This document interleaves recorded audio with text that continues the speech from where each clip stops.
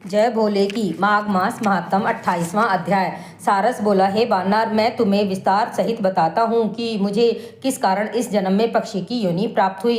हे बानर, पिछले जन्म में मेरा जन्म ब्राह्मण योनि में हुआ था और मेरी इस योनि की पत्नी सारसी भी ब्राह्मणी थी। हम दोनों ने उस जन्म में दूषित कर्म किए और उसके विपरीत कर्मों के कारण हम दोनों ने 30,000 वर्ष तक भयंकर कष्ट भोगे। तुम्हारा हमारा भी संपर्क पिछले जन्मों का हुआ था। वे घटनाएं 30,000 वर्ष पूर्व की हैं, जब तुम और मेरी पत्नी सारसी ने ब्राह्मण योनि में जन्म लिया था। हे बानर, तुमने सूर्य ग्रहण के समय अन्न व धन दान दिया था। वह दान तुमने मुझे देते हुए कहा था कि इसका 10वां अंश मैं रख लूं और शेष दीनहीन तथा अभावग्रस्त जनता को बांट दूं, परंतु मैंने लोभवश अधिकतर धन व अन्न स्वयं रख लिया तथा लोक दिखावे हेतु थोड़ा सा गरीब हुई जनता में बांट दिया। इस प्रकार उस महापाप के कारण मृत्यु पश्चात मुझे कालसूत्र महानरक भोगना पड़ा। नरक महाभयानक है।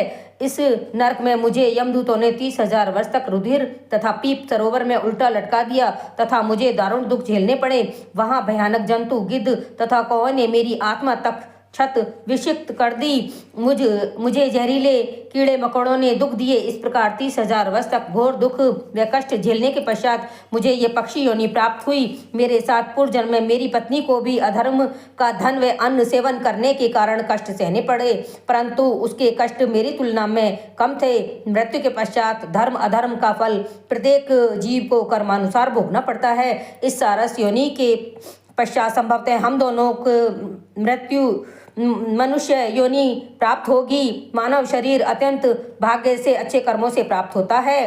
तुम्हारा उदाहरण भी प्रत्यक्ष है। तुम राजा थे, तुम्हारा जन्म उच्चकल में हुआ था, परंतु अपने कर्मों के भोग के फलस्वरूप तुम्हें बानर योनि प्राप्त हुई है। मैं भी सारसी के साथ वन में अपने काल की प्रतीक्षा कर रहा हूँ।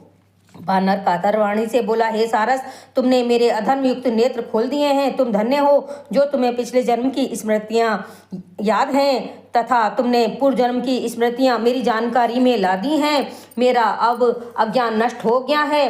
बानर बोला, हे सारस, अब मुझे बताओ कि किस प्रकार मैं अपने पापों से मुक्त हो सकता हूँ तथा इस निष्कृष्ट पशु योनि से मुक्ति पा सकता हूँ। इति पार्ट 1 28वां अध्याय संपूर्ण।